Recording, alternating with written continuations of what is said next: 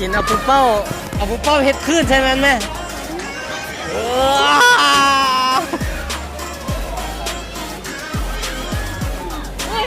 ตายโชว์เย็นลมเสียมันหนีมันใช่ไหวะ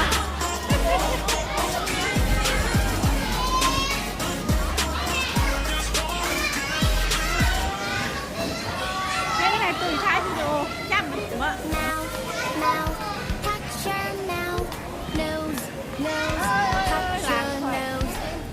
ม้วนขึ้นเลยเนี่ยม้วนสุดเลยมื้อนี้น่ะไปได้หนิสุยเอานะน้องคนนี้ให้เพิ่นกินเอาไม้ไปปีนนั่นตะลูดมึงดูเอามันเป็นตะลูดมึงดูเป็นวะฮะ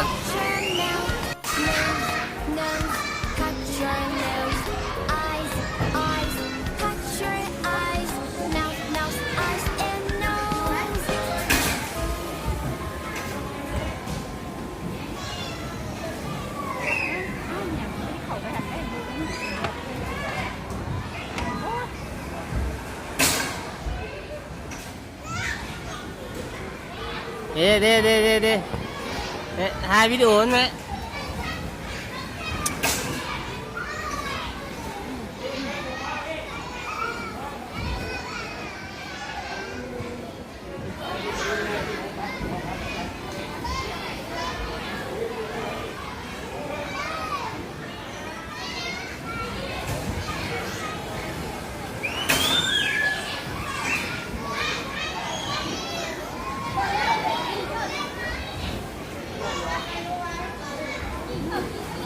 แม่ไม่พูดตะลูด